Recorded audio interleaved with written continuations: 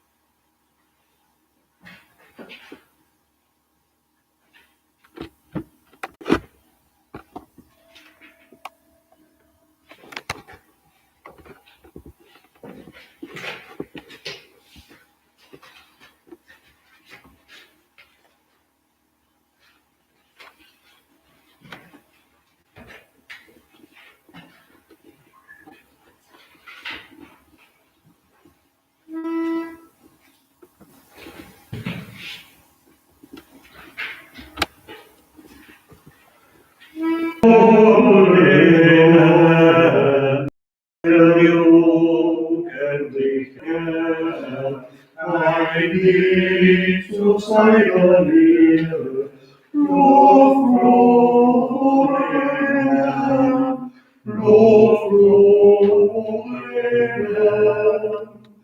Das Schreie voll, lass unser Herz besingen, das Loblied soll deinem Throne dringen. Lob, Herrn, Lob, Herrn. Im Namen des Vaters und des Sohnes, Gnade und Friede von Gott, unserem Vater und unserem Herrn Jesus Christus sei mit euch. Und mit deinem Geiste. Palmsonntag beginnen die Karwoche. Ganz, ganz herzlich willkommen. Besonders begrüßen möchte ich alle, die jetzt mit dabei sind über YouTube und mit uns die Palmweihe, die Prozession und den Gottesdienst mitfeiern wollen, meinten. Diese Woche gestalten wir so, wie es damals in Jerusalem gewesen ist. Heute feiern wir Christus, unseren Herrn und König. Er wurde am Palmsonntag begeistert von seinen Anhängern in Jerusalem begrüßt. Am Gründonnerstag erinnern wir uns an das Paschamahl, das sein Gedächtnismahl hinterlassen hat. Am Karfreitag dann trauern wir über sein grausames Sterben am Kreuz. Aber am Kar-Samstag in der Osternacht dürfen wir das Fest der Auferstehung feiern. Feiern wir heute Christus, guter Gott. Die Palmenzweige, die wir vorbereitet haben, Jesus, an seinen Einzug als Friedenskönig in Jerusalem. Segne unsere Zweige, damit sie uns immer wieder an den Frieden mahnen. Im Namen des Vaters und des Sohnes und des Heiligen Geistes. Amen. Hören wir jetzt, wie damals Jesus empfangen wurde in Jerusalem als König und Herr. Wir hören das Evangelium, wie es uns der Evangelist Matthäus überliefert hat. Der Herr sei mit euch. Und mit deinem Geiste. Aus dem Evangelium nach Matthäus. Ehre sei dir, o Herr. Als sich Jesus mit seinen Begleitern Jerusalem näherte und nach Bethphage am Ölberg kam, schickte er 2 Jünger aus. Er sagte zu ihnen: Geht in das Dorf, das vor euch liegt. Dort werdet ihr eine Eselin angebunden finden und ein Fohlen bei ihr. Bindet sie los und bringt sie zu mir. Und wenn euch jemand zur Rede stellt, dann sagt, der Herr braucht sie, er lässt sie aber bald zurückbringen. Das ist geschehen, damit sich erfüllte, was durch den Propheten gesagt worden ist. Sagt der Tochter Zion, siehe, dein König kommt zu dir. Er ist sanftmütig und er reitet auf einer Eselin und auf einem Fohlen, dem Jungen eines Lasttiers. Die Jünger gingen und taten, wie Jesus ihnen aufgetragen hatte. Sie brachten die Eselin und das Fohlen, legten ihre Kleider auf sie und er setzte sich darauf. Viele Menschen breiteten ihre Kleider auf dem Weg aus, andere schnitten Zweige von den Bäumen und streuten sie auf den Weg. Die Leute aber, die vor ihm hergingen und ihm folgten, riefen, Hosanna dem Sohn Davids, gesegnet sei er, der kommt im Namen des Herrn, Hosanna in der Höhe. Als er in Jerusalem einzog, erbebte die ganze Stadt und man fragte, wer ist dieser? Die Leute sagten, das ist der Prophet Jesus von Nazareth in Galiläa. Evangelium unseres Herrn Jesus Christus. Lob sei dir, Christus. Begleiten wir Christus, unseren König und Herrn, in unsere Kapelle, dorthin, wo symbolisch das himmlische Jerusalem ist. Und wir singen dazu. Dazu singen wir das Lied 280.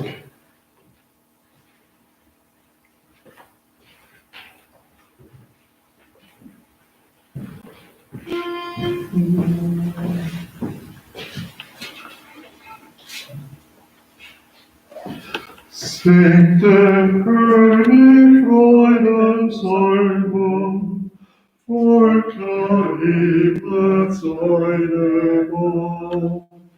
Zion streut ihm deine Palme, sieh dein König daran. Er ist David stand geboren, Gottes Sohn von Ewigkeit, und zum Heiland auserkoren, er sei hoch eben bereit. David sah im Geiste Zücker, den Messias schon von fern, der die ganze Welt beglückte, den Gesalbten unseren Herrn.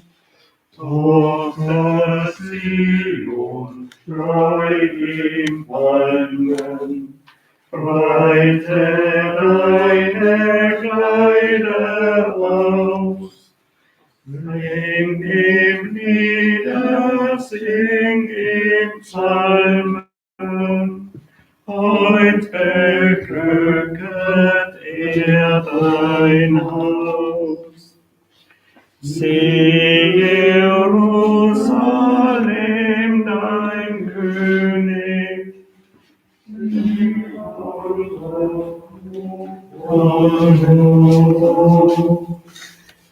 sei die heute und Ehre, in der Wolle wohlgetan. Mit dem Herrn, o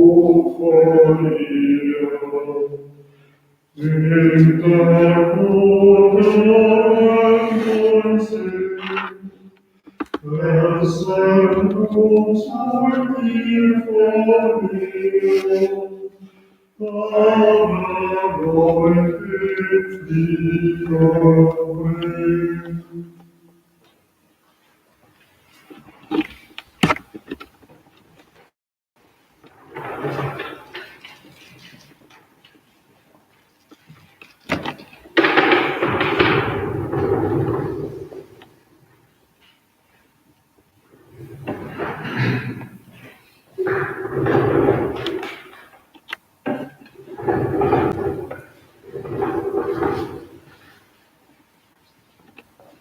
Lasst uns beten. Herr Jesus Christus, du willst nicht unseren Jubel, du willst vielmehr, dass wir uns für Gerechtigkeit stark machen, dass wir die Schwachen stützen. Du willst, dass wir wie Brüder und Schwestern miteinander leben, dass wir zu Gott Vater sagen, dass wir am Reich Gottes mitbauen. Du willst, dass wir in Frieden miteinander leben. So bitten wir für das Land Israel, für die Stadt Jerusalem und für alle Länder der Erde um deinen Frieden. Wir bitten dich auch für unser Land. Lass uns zusammenstehen und mit dir diese Pandemie überwinden. Durch ihn, Christus, unseren Herrn und König. Amen.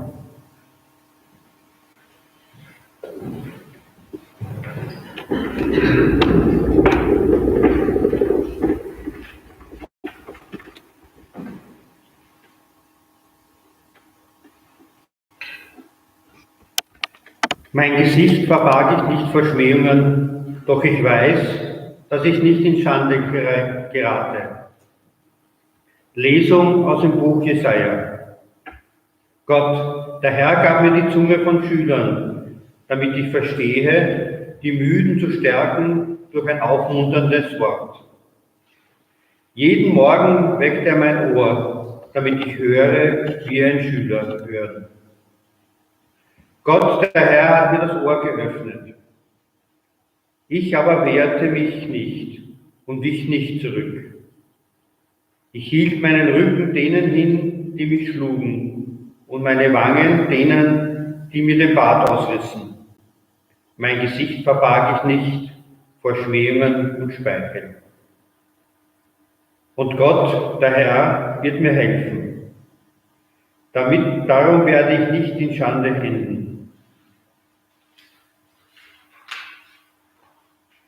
Deshalb mache ich mein Gesicht hart wie ein Kiesel.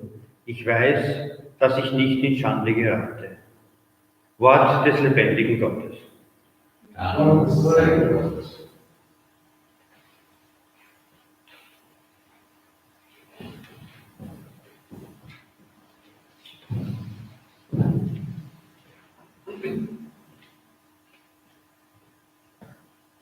Zweite Lesung aus dem Brief des Apostels Paulus an die Gemeinde Philippi. Jesus Christus ist der Herr, zur Ehre Gottes des Vaters. Jesus Christus ist der Herr, zur Ehre Gottes des Vaters. Er war wie Gott, hielt aber nicht daran fest, Gott gleich zu sein, sondern entäußerte sich, wurde wie ein Sklave und den Menschen gleich. Sein Leben war das eines Menschen. Er erniedrigte sich, war gehorsam bis zum Tod, bis zum Tod am Kreuz. Darum hat ihn Gott über alle erhöht und ihm den Namen verliehen, der jeden Namen übertrifft, damit vor dem Namen Jesu alle Mächte im Himmel, auf der Erde und unter der Erde ihre Knie beugen und jede Zunge bekennt. Jesus Christus ist Herr, zur Ehre Gottes des Vaters.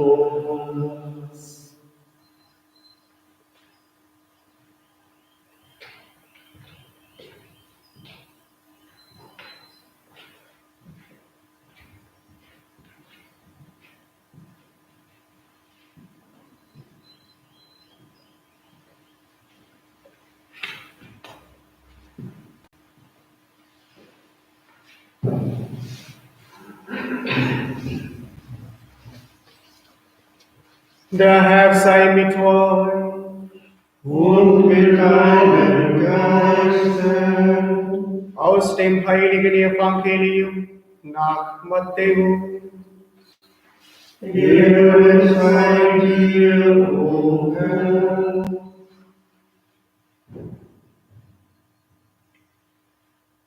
In jener Zeit sprach Jesus zu seinen Jüngern: Wenn der Menschensohn in seiner Herrlichkeit kommt und alle Engel mit ihm, dann wird er sich auf den Thron seiner Herrlichkeit setzen. Und alle Völker werden vor ihm versammelt werden, und er würde sie voneinander scheiden, wie der Hirt die Schafe von den Böcken scheidet. Er will die Schafe zu seiner Rechten stellen, die Böcke aber zur Linken. Dann wird der König denen zu seiner Rechten sagen: Kommt her, wie ihr von meinem Vater gesegnet seid. Empfangt das Reich als Erbe, das seit der Erschaffung der Welt für euch bestimmt ist. Denn ich war hungrig, und ihr habt mir zu essen gegeben. Ich war durstig, und ihr habt mir zu trinken gegeben. Ich war fremd, und ihr habt mich aufgenommen. Ich war nackt, und ihr habt mir Kleidung gegeben. Ich war krank, und ihr habt mich besucht. Und ich war im Gefängnis, und ihr seid zu mir gekommen. Dann werden ihm die Gerechten antworten und sagen: Herr, wann haben wir dich hungrig gesehen und dir zu essen gegeben, oder durstig und dir zu trinken gegeben? Und wann haben wir dich fremd gesehen und aufgenommen, oder nackt und dir Kleidung gegeben? Und wann haben wir dich krank oder im Gefängnis gesehen und sind zu dir gekommen? Darauf wird der König ihnen antworten: Amen. Ich sage euch, was ihr für einen meiner geringsten Brüder und Schwestern getan habt, das habt ihr mir getan.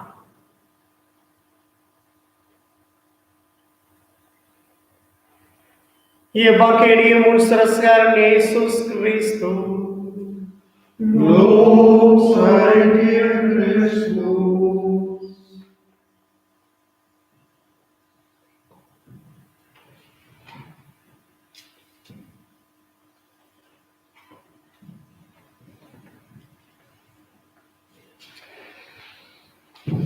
Liebe Schwestern, liebe Brüder, wenn wir in die Geschichte schauen, zeigt sich, die verschieden Könige sein können. Ein König zeichnete sich meistens aus an Machtfülle, an Reichtum, an ein glanzvolles Leben, oft auf Kosten des eigenen Volkes. Und das hatte dann, wenn es so war, schlimme Folgen. Aber es gibt auch die andere Art von Königen, die sorgten für Sicherheit und Wohlergehen. Sie integrierten die verschiedenen Generationen, Schichten, Volksgruppen und Parteien. Mit ihnen konnten sich die Menschen und ihr Land identifizieren. Ihnen vertrauten sich die Menschen an. Hier ahnen wir, was für ein König Jesus ist. Er war ganz für die Menschen da. Er kommt nicht mit Macht und Pomp. Auch reitet er nicht auf einem Pferd ein in seine Stadt Jerusalem. Im Gegenteil, er sitzt auf einem Esel. Jesus hat sich in einzigartiger Weise solidarisiert mit allen, die in Not sind. Das trifft genau die Sehnsucht der Menschen. Er tritt für die Seinen ein. Und das sind alle Menschen. Indem er sich mit allen Notleidenden solidarisiert, vertritt er sie gegen lebensfeindliche Kräfte. Er trägt alle Not mit und steht für Recht und Leben und Würde jedes Einzelnen ein. Seine Kraft besiegt letztlich alle anderen Kräfte, sogar den Tod. Wer sein Leben an Christus festmacht, wer also ihn als König hat, gewinnt das Leben sogar über den Tod hinaus. Das ist keine billige Vertröstung aufs Jenseits, sondern die Zusage, ihm sind wir alle, du und ich und alle Menschen, alles wert.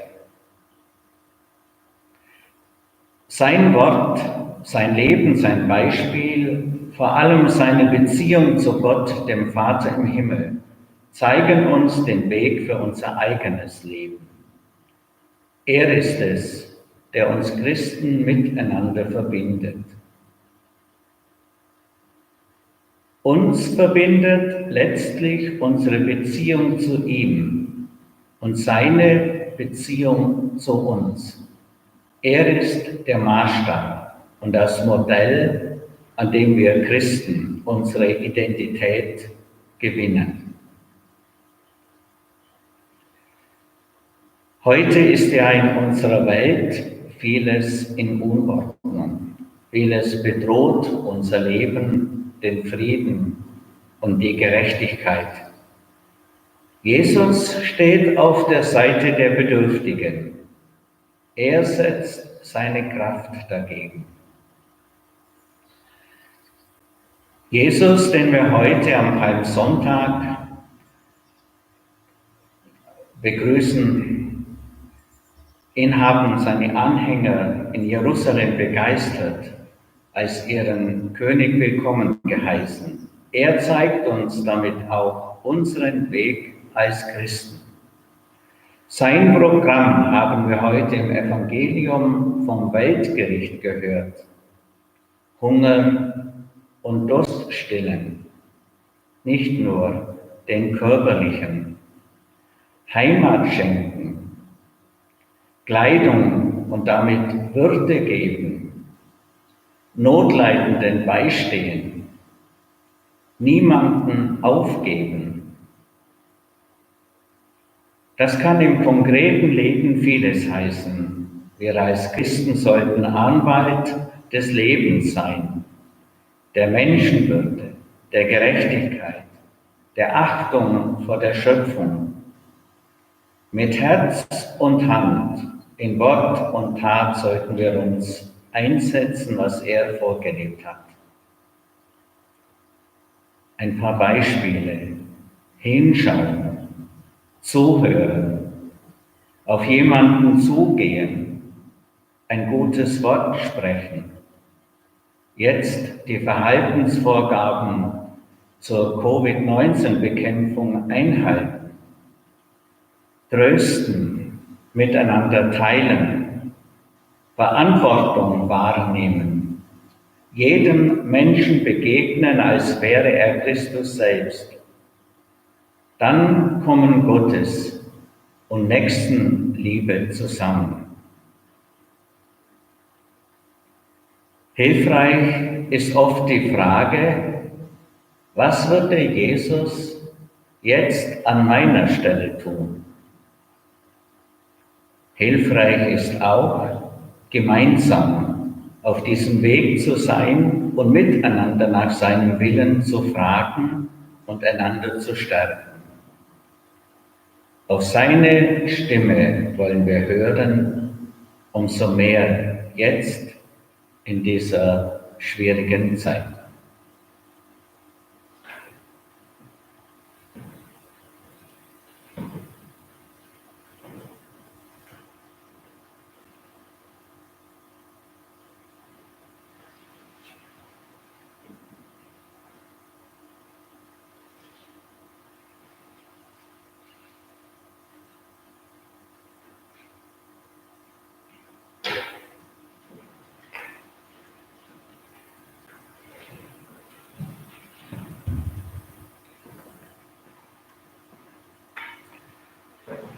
Bekennen wir uns zu Jesus Christus, in dem Gott selbst den Weg des Menschen gegangen ist.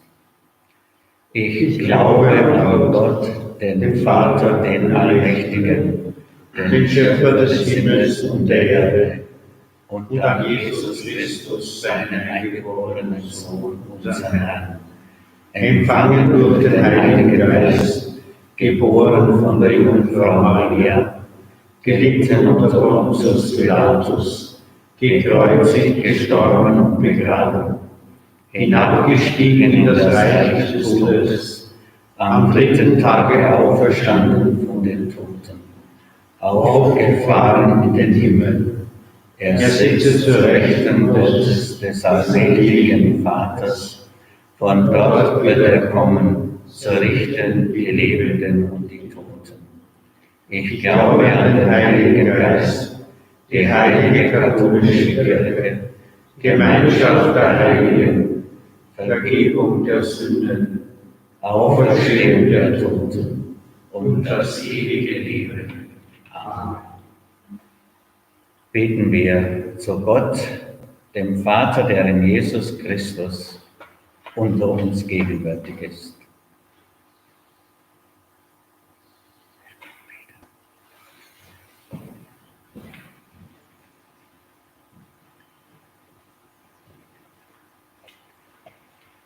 Gott, unser Vater, berufe in die Gemeinschaft der Kirche viele Menschen, die sich der Leidenden annehmen, ihnen zuhören und beistehen. Wir bitten dich, erhöre uns. Zeige den Verantwortlichen in Politik, Kirche und Gesellschaft Wege zu einer gerechten Ordnung im täglichen Miteinander und lass sie auch gehen. Wir bitten dich, erhöre uns. Komm allen zu Hilfe, die hintergangen, verspottet und gefoltert werden, und lass sie durchhalten. Wir bitten dich, erhöre uns. Hilf uns, in dieser Krise eine Gemeinschaft zu sein, in der Nöte und Leiden offen angesprochen, gehört und angegangen werden. Wir bitten dich, erhöre uns. Lass unsere Verstorbenen, besonders die, die jetzt am Covid-19 verstorben sind, einziehen in das Reich des ewigen Lebens. Wir bitten dich, erhöre uns. Wir möchten auch bitten um Genesung für Herrn Friedrich Walli. Wir bitten dich, Herr unser Gott, in Jesus Christus bist du uns ganz nahe gekommen. Ihm sei Lob und Ehre in Ewigkeit. Amen.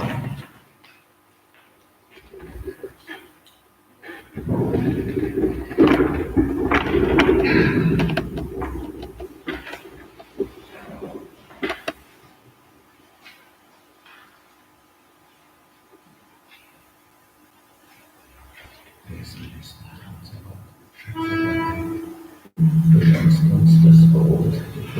Christus Sieger, Christus König, Christus Herrn, Ewigkeit. Christus Sieger, Christus König, Christus Herrn, Ewigkeit. König aus uns, wir huldigen dir. König am Volk, wir huldigen dir. König des Friedens, wir huldigen dir. König der Zeitung, wir huldigen dir. König der Ewigkeit, wir huldigen dir. Christus Sieger, Christus König, Christus Herr in Ewigkeit. Anfang der Ordnung, wir huldigen dir. Heiland der Kraft, wir huldigen dir. Retter des Retter, wir huldigen dir. Bruder der Menschheit, wir huldigen dir. Hoffnung der Ehre, wir huldigen dir. Christus Sieger, Christus König, Christus Herr in Ewigkeit. Licht für die Menschen, wir huldigen dir. Brot ewiger Liebe, wir huldigen dir. Quelle der Gnade, wir huldigen dir. An deiner Kirche, wir huldigen dir. Bitte himmlischer Vater, wir huldigen dir. Christus Sieger, Christus König, Christus Herr in Ewigkeit. Jesus, du hast Kranke geheilt, du hast Menschen gezeigt, Gott liebt dich. Du hast mit den Menschen deinen Glauben, deine Liebe, dein Leben geteilt. Du teilst dein Leben auch mit uns, jetzt in Brot und Wein. Dein Brot und dein Wein sind Nahrung für unsere Seele, heute und jeden Tag. Amen. Der Herr sei mit euch und mit deinem Geiste. Erhebet die Herzen, wir haben sie dein Herr. Lasset uns danken dem Herrn, unserem Gott. Das ist würdig und recht. In Wahrheit ist es würdig und recht, dir Vater im Himmel zu danken und dich zu preisen. Denn jedes Jahr schenkst du uns diese Zeit Ostern in der Freude des Heiligen Geistes zu erwarten. Du hältst uns in dieser Zeit an zum Gebet, zu Werken der Liebe. Du rufst uns zur Feier der Geheimnisse, die in uns die Gnade der Kindschaft erneuern. So führst du uns zur österlichen Freude und zur Fülle des Lebens durch unseren Herrn und König Jesus Christus. Durch ihn rühmen wir deine Größe und stimmen mit ein in den Hochgesang von deiner göttlichen Herrlichkeit.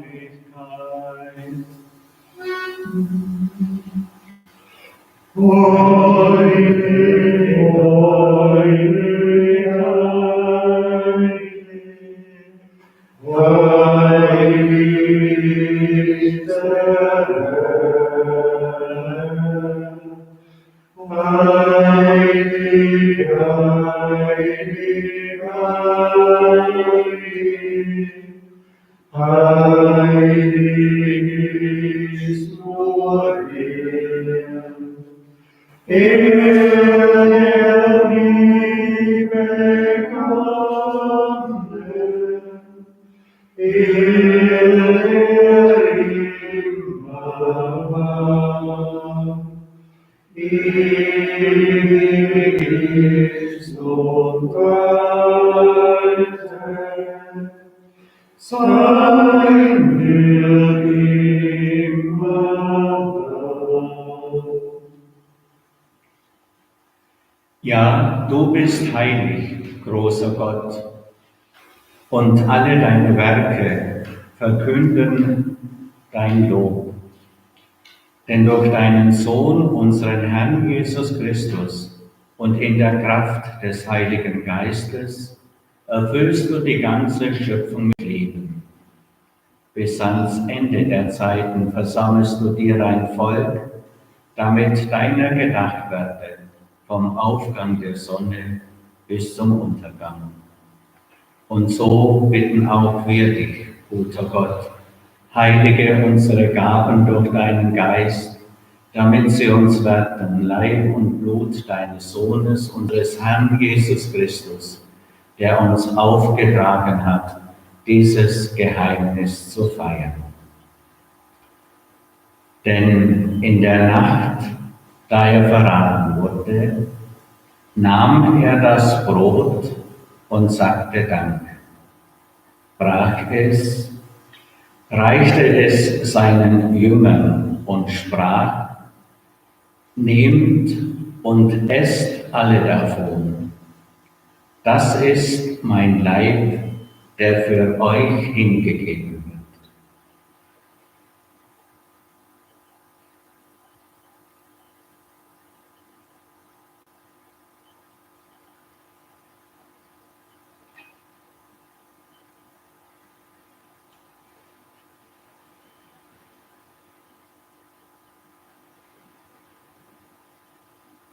Ebenso nahm er nach dem Mahl den Kelch, dankte wiederum, reichte ihn seinen Jüngern und sprach, nehmt und trinkt alle daraus. Das ist der Kelch des neuen und ewigen Bundes, mein Blut, das für euch und für alle vergossen wird zur Vergebung der Sünden. Tut dies zu meinem Gedächtnis.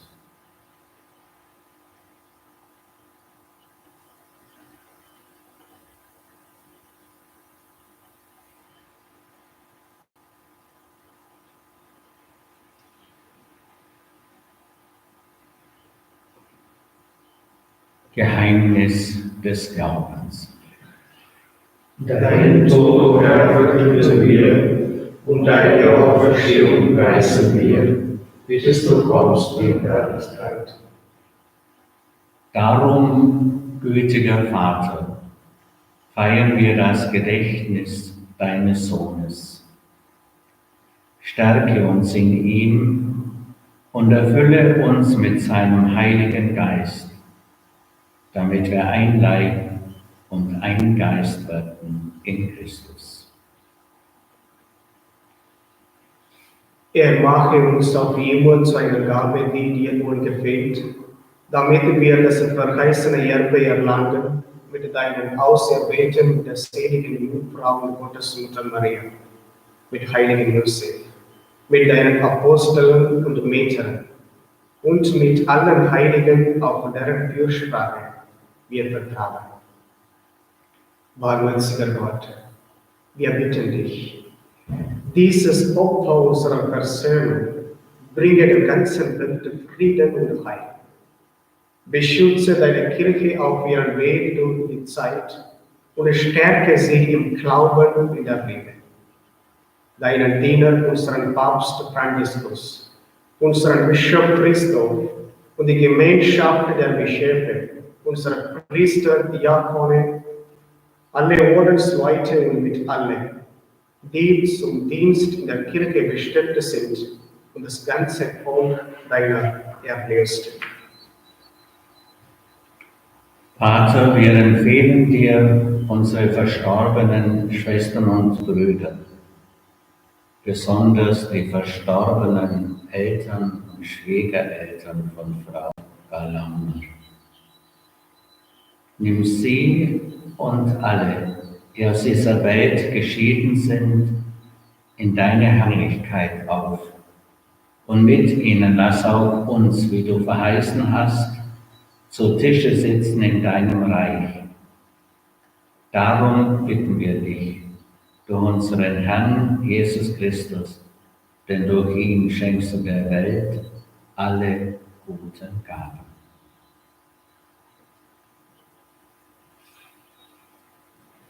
Durch ihn und mit ihm und in ihm ist dir, Gott, allmächtiger Vater, in der Einheit des Heiligen Geistes, alle Herrlichkeit und Ehre, jetzt und in Ewigkeit.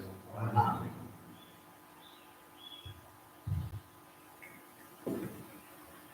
Beten wir miteinander, wie Jesus selber gebetet hat. Vater unser im Himmel, geheiligt werde dein Name, dein Reich komme, dein Wille geschehe, wie im Himmel so auf Erden. Unser tägliches Brot gib uns heute und vergib uns unsere Schuld, wie auch wir vergeben unseren Schuldigern. Und führe uns nicht in Versuchung, sondern erlöse uns von dem Bösen. Denn dein ist das Reich und die Kraft und die Herrlichkeit in Ewigkeit. Amen. Unsere 3 Gemeinden, St. Anna in Breitenlee, St. Clarett in Ziegelhof und Maria Himmelfahrt in Höchstätten sind repräsentativ jetzt mit dabei durch ihre 3 Vertreter. Der gemeinsame Glaube an den guten Vater im Himmel und an Jesus Christus, unseren Herrn und König. Er verbindet uns, er stärkt uns darin, dass wir wirklich miteinander das Leben angehen und Wege des Friedens suchen und gehen. Wünschen wir uns seinen Frieden. Der Friede des Herrn sei alle Zeit mit euch. Und mit deinem Geiste.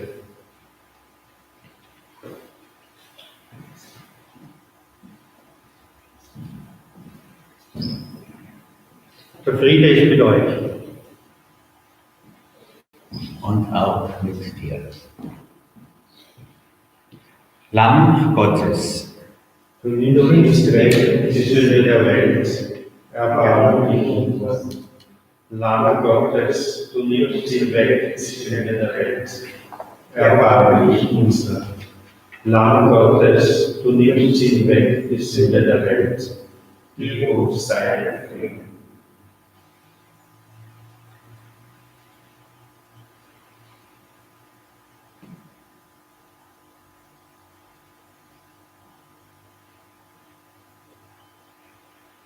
Seht Jesus Christus, unseren Herrn und König, mitten unter uns. Herr, ich bin nicht würdig, dass du eingehst unter mein Dach, aber sprich nur ein Wort, so wird mein Seele gesund. Selig, die zum Hochzeitsmahl des Lammes geladen sind.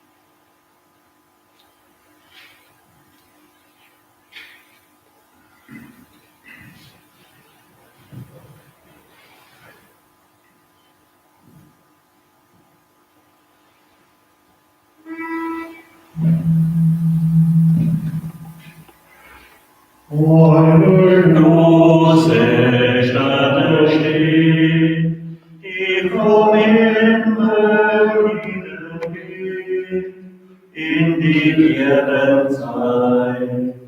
Mond und Sonne braut sie lieb, Jesus Christus ist ihr Weg, ihre Herrlichkeit.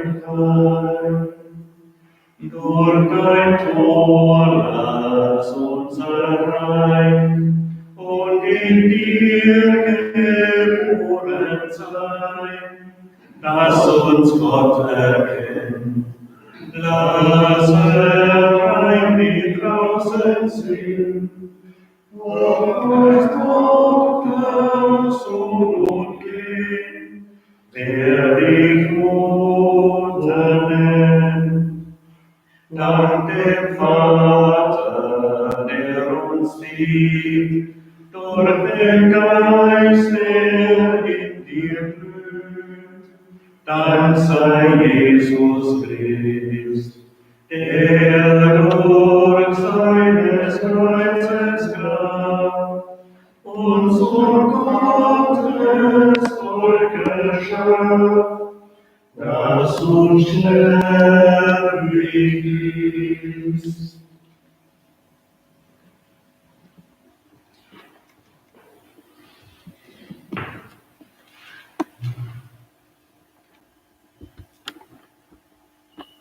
Lasst uns beten. Herr Jesus Christus, wir haben dich auf deinem Weg begleitet, bei deinem Einzug in Jerusalem. Du wurdest wie ein König empfangen, aber dann haben dich doch deine Gegner zu Tode gebracht. Mit deinem Leben, Sterben und Auferstehen machst du uns Mut, auch auf unseren Lebensweg immer wieder aufzustehen und weiterzugehen. Dir und dem guten Vater im Himmel, in der Einheit des Heiligen Geistes, sei die Ehre heute und jeden Tag. Amen. Wir laden ein, diese Woche ganz bewusst mitzufeiern. Am Gründonnerstag um 19 Uhr feiern wir in St. Claret das Abendmahl. Anschließend wird Anbetung sein, bis Mitternacht, glaube ich. Dann am Karfreitag feiern wir auch um 19 Uhr in St. Anna Breitenlee, die Karfreitagsliturgie. Vorher beten wir um 2:30 den Kreuzweg, auch in Breitenlee. Und die Osternacht, der Auferstehungsfeier, feiern wir in Hirstetten in der Pfarrkirche um 8:30, also 20:30 Uhr. Morgen, übermorgen und am Mittwoch feiern wir hier um 18 Uhr Abendmesse. Alle Gottesdienste können wir per YouTube mitfeiern, miterleben, mitfeiern. Dann hier selber wird noch am Samstag das heilige Grab aufgebaut sein, auch bis Mittag von 9 bis 12 Uhr Möglichkeit vor dem heiligen Grab zu beten. Palmzweige können mitgenommen werden. Bei uns in Hirstetten im Eingangsbereich der Kirche. In Breitenlee ist das auch der Fall. Im Ziegelhof auch. Gut. Dann danke für die Mitfeier. Ich wünsche uns allen eine intensive Woche. Ja, und dazu bitten wir den Segen Gottes. Der Herr sei mit euch. Und mit deinem Geiste. Es segne euch der dreieinige Gott, der Vater und der Sohn und der Heilige Geist. Amen. Geht hin in Frieden. Ja, sei Gott,